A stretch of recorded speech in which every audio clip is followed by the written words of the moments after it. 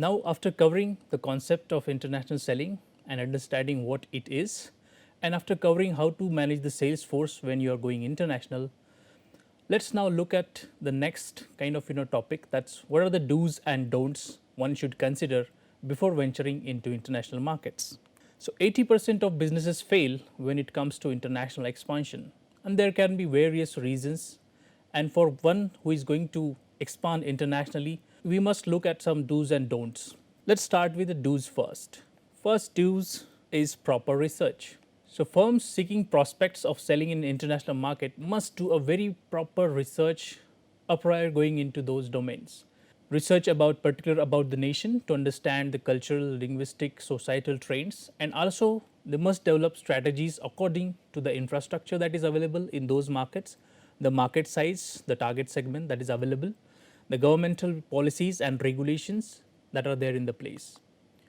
For example, Suzuki, a very long partner of Maruti Suzuki Limited, did a proper research before and entering into an Indian market.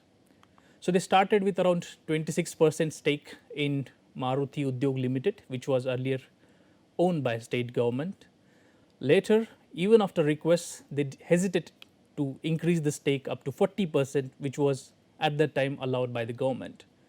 But then after realizing the market potential, getting accustomed to Indian market, the Maruti Udyog Limited then into kind of gets more kind of partnership with Suzuki, which around 50% by 1991 when India opened the door for globalization and other companies from abroad. Next is, under proper research, never underestimate the importance of undertaking market research in your target market. Detailed market research includes both primary as well as secondary research. So primary research is commissioned by you with the purpose of collecting data for a specific kind of an objective. Let's say, for example, understanding customers or customer behavior in those international markets.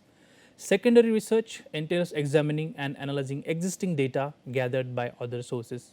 Next two is proper research. Under proper research is research allows you to make informed decisions.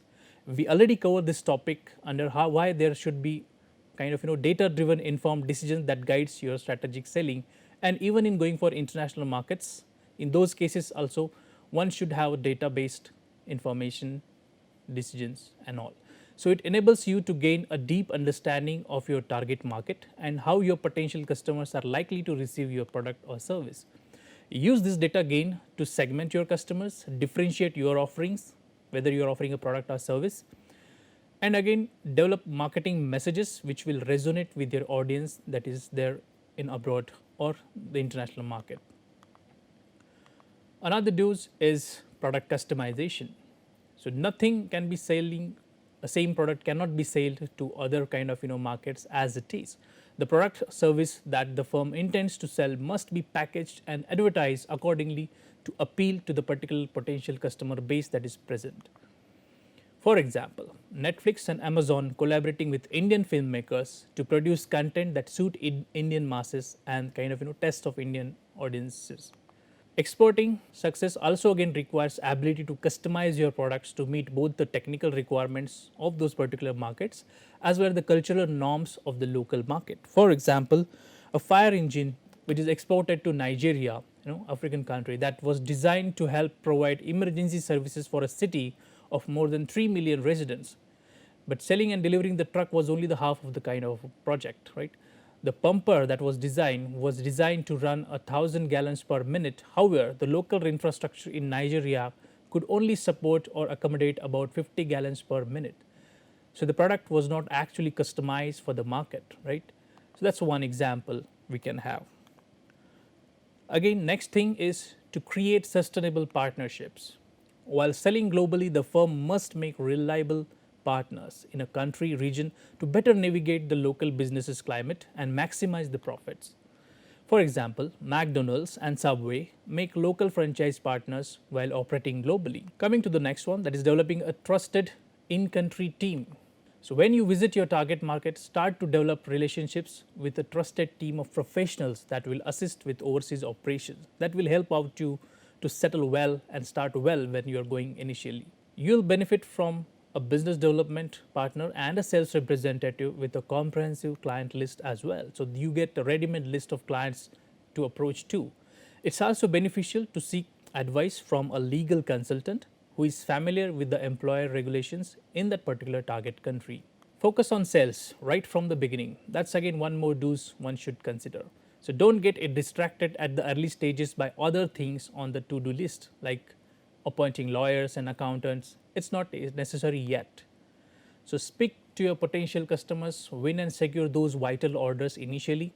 When you use highly skilled and knowledgeable sales professionals, telesales is an excellent example for this, and you nurture the newly formed relationships, the profits are going to come. So by showing a promising sales pipeline in your target market, it will really prove your leadership team that it's worth the investment is.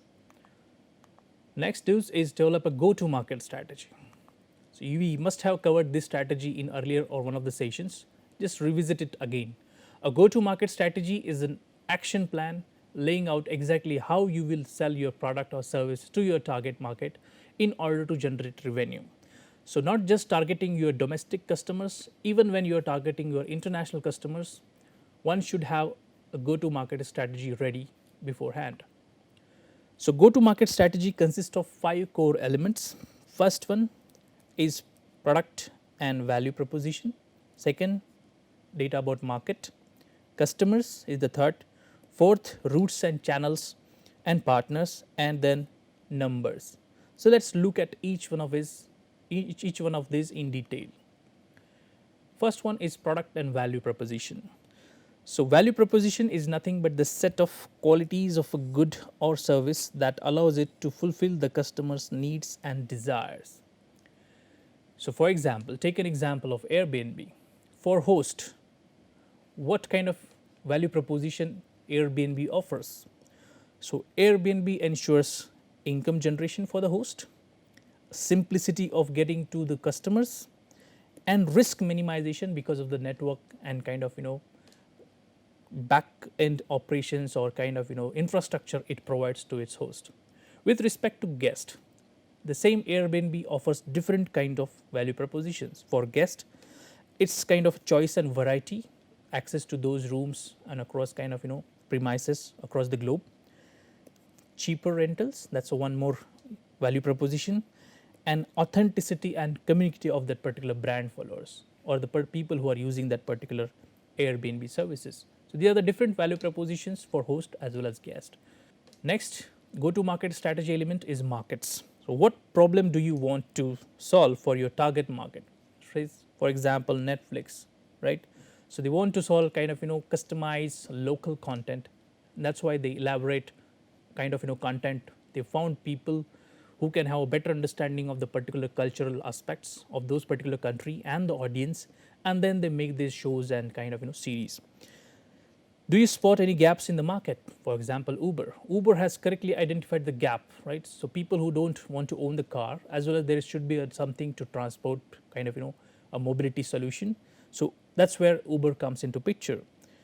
Another example is, or question that one should answer is, how accessible is the market? Here one can refer to Michael Porter's 5 forces model, which exactly predicts what are the different elements that can drive your international business strategy.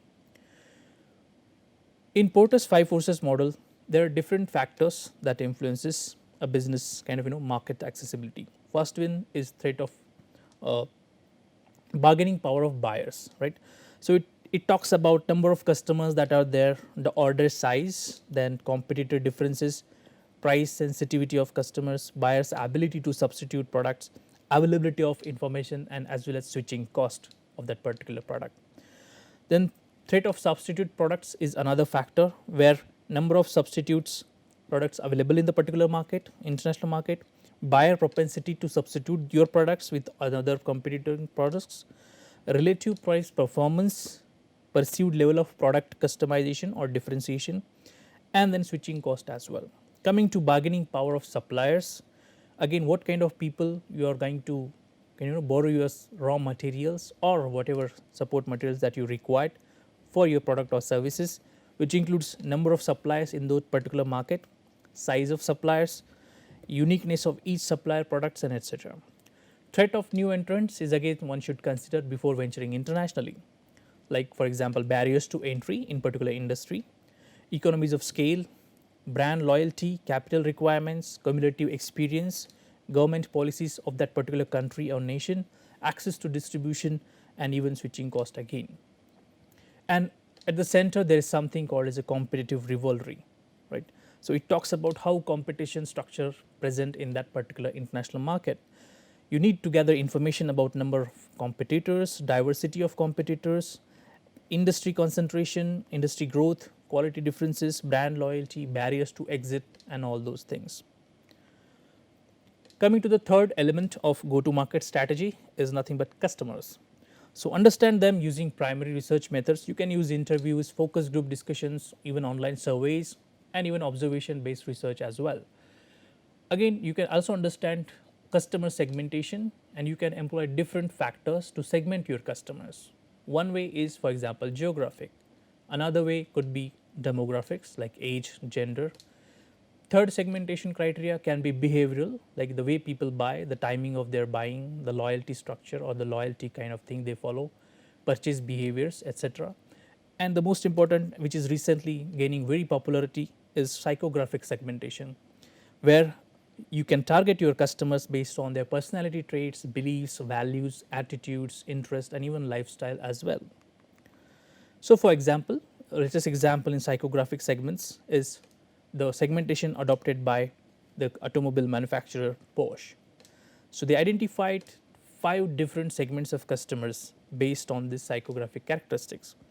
The first segment is the Top Gun, which includes an ambitious and driven individual who cares about power and control and expects to be noticed. So, these people are classified as Top Gun kind of in a customer base. Second category is the elitist, an individual from an old money kind of blue blood kind of audience or customers, has the attitude that a car is just a vehicle and not an expression of person's personality, exactly opposite of what Top Gun thinks, right?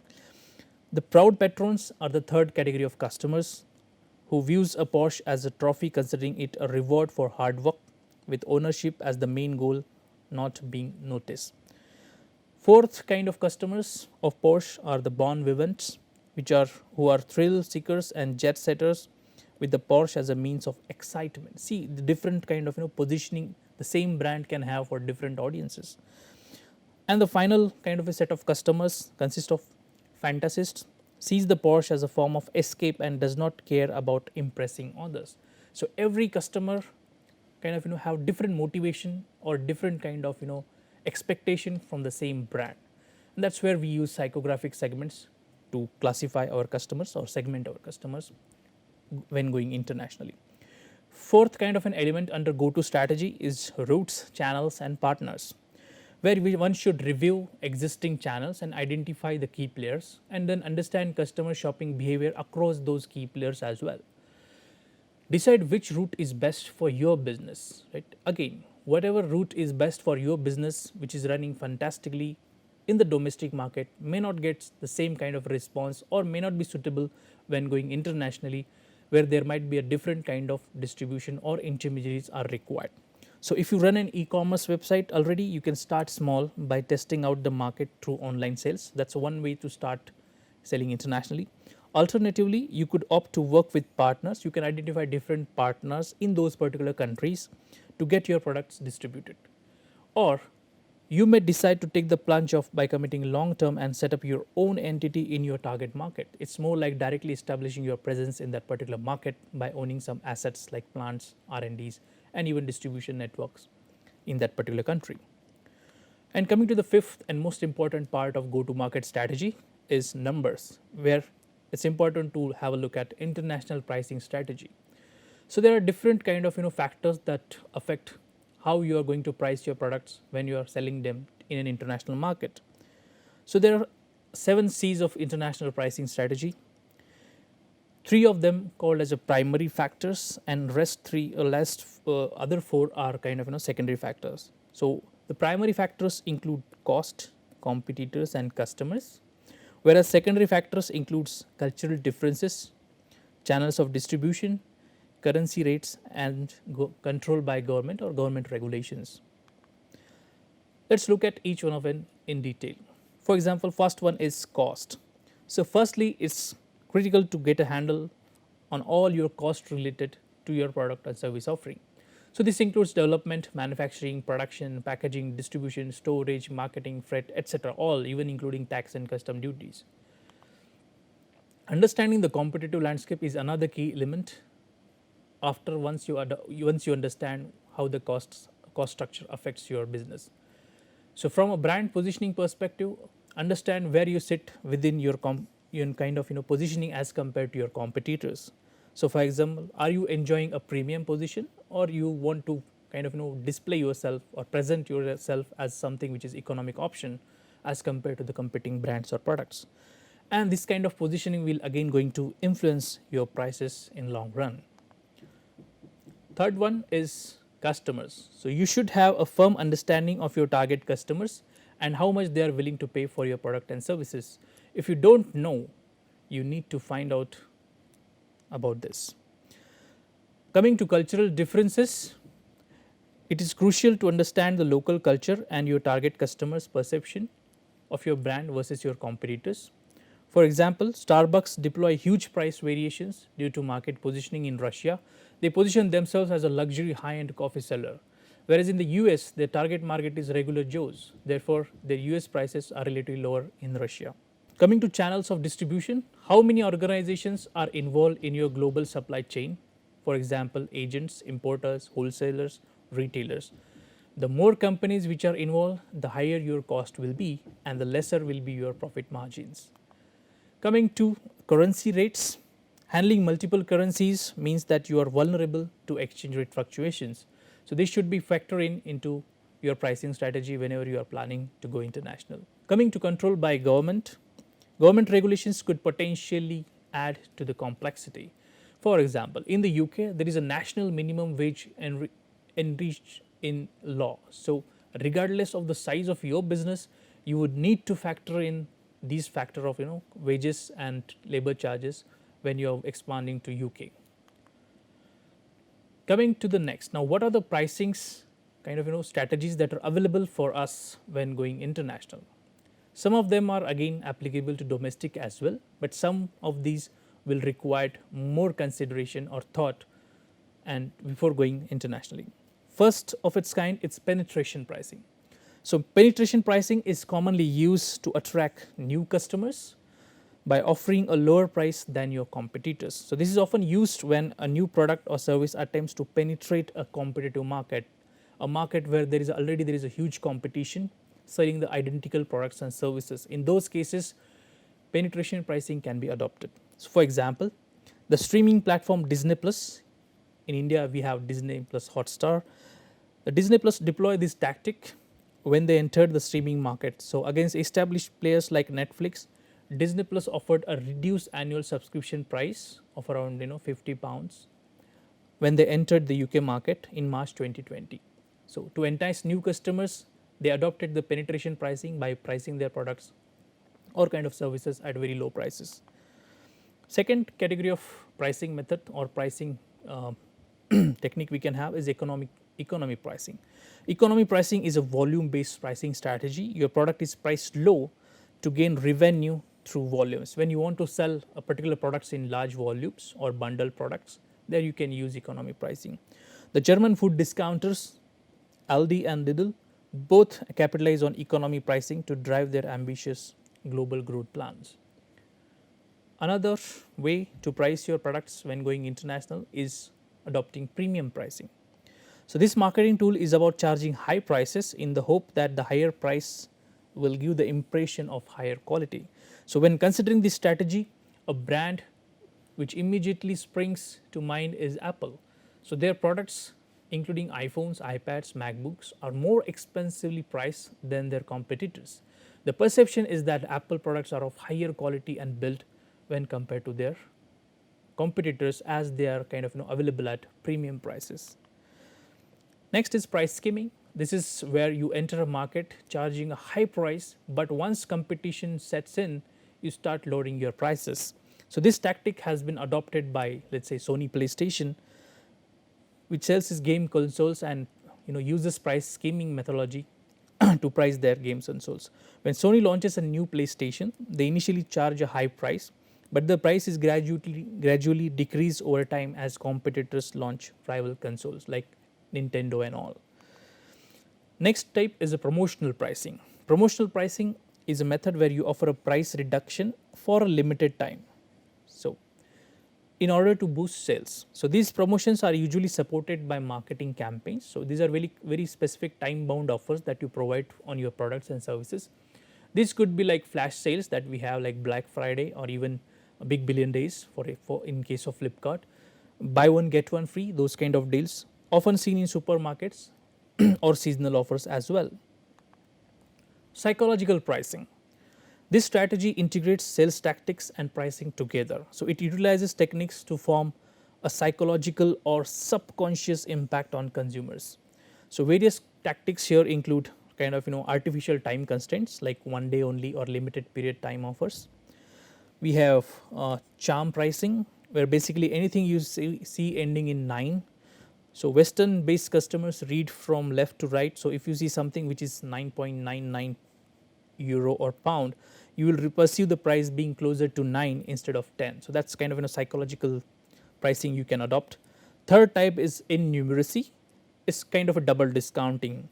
An item may be advertised as 25% off, then the company will offer an additional 10% off, but however it is not totally kind of adding up to 35%. So, it is more like customers might perceive this as a total 35% off, but in reality the 10% off is of the discounted price, right. So, there is a difference. And then price appearance is again one of the kind of psychological pricing, where psychologically longer prices appear more expensive than shorter prices because it takes us longer to read it, right. So, restaurants often display their prices in those double digit or one digit only. So, this makes the prices look shorter, therefore cheaper as well. Sandwich pricing is something which you can adopt. This tactic involves sandwiching your competitor's price between two of your own products, right. For example, X is your competitor and it has two kind of products in the same category, one selling at let's say 500 rupees or something like this, and another kind of a brand or a product from the same competitor is coming at around let's say 1500, and then you enter into market, you sandwich the prices, you offer around a similar product around let's say 700 or 800 rupees. So, you find a sweet spot between those competing prices. The idea is to have a more expensive version with more benefits, a cheaper version with less features, as well as mid price offerings as well. Even all automobiles in India do that. So, middle version like VXI versions are basically mostly sold sold versions. So, this tactic is designed to drive customers towards your mid priced item, and where you get more business in terms of as you are selling them in more volume kind of a thing. Competitive pricing, here you are setting your prices based on your competitors' prices. So, this is often used where the product is largely homogeneous and when you are kind of operating in a highly competitive market. So, classic example is between Pepsi and Coca-Cola. You will find that across all the SKUs, that is stock keeping units, the prices will almost match with each other. So, their prices remain similar across those kind of products or SKUs. Value pricing is another method where you price your product or service based on what it is worth to your customers. For example, insurance products. So, they are based on the needs, perceptions and even preferences as well. The tactic largely ignores competitive prices here. So, whatever you are thinking is you are putting your customer in your kind of mind, and then accordingly what exact kind of amount or price he will be willing to pay for this particular product, and accordingly you are going to take a call when deciding prices. So, this strategy is often adopted by restaurants, art and consultancy services. So, after having the look at these do's that one should practice, it's important to look at some don'ts as well. First one here is don't venture in without understanding local realities. So, sellers must always do their research and must not venture in another country without understanding the local demands or culture as well. For example, witnessing a boom in automobile market in India, General Motors invested heavily but did not understand the demands of the customer base in India and had to leave their business altogether. Next is don't forget to make distribution a strategic priority.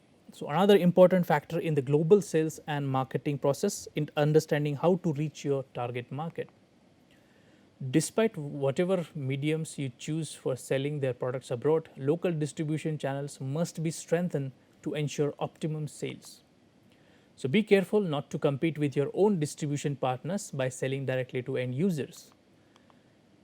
Next, don't ignore cultural barriers. So sellers seeking prospects of selling in international market must understand cultural sensitivities of the market to avoid cultural impropriety. For example, sellers seeking across access of Arab markets have to ensure halal certifications to ensure smooth business. Otherwise, it's very tough to sell in those Arabian markets.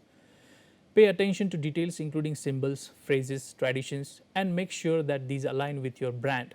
Do not be afraid to update your logo or tagline to meet the needs of your new audience if necessary. So, what are the ways of selling internationally? So, after these don'ts, that don't do these and don't do these things, let's have a look at what are the ways of selling internationally. So, when it comes to selling to international markets, your only realistic and cost effective method is to sell online, right? So, given the penetration of internet across the globe, there are more than 4 billion people who are using internet and even social media as well. So, there are two options available to you to do this. The first is owning your own e-commerce website, such as a store built with Shopify or Wix. These are kind of tools that allow you to create your own website. And the second one is using an online marketplace such as Etsy or eBay to sell your products right from your home market into the international market. Let's look at the first category, that is creating or owning your own e-commerce market or website. So website builders you can use here as Wix, Square Online or Shopify for that case. So you don't need a deep understanding of coding to create those website or interactive website. You can now build one in just few simple clicks using the template that are available through these kind of providers like Wix and Shopify.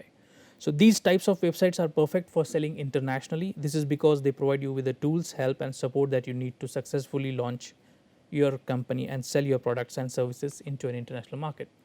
Some of these platforms are offering dedicated tools to help you tap into global kind of markets. For example, Shopify Markets provides tools to help you reach new customers across the globe, customizing their experience to increase convergence and facilitate growth.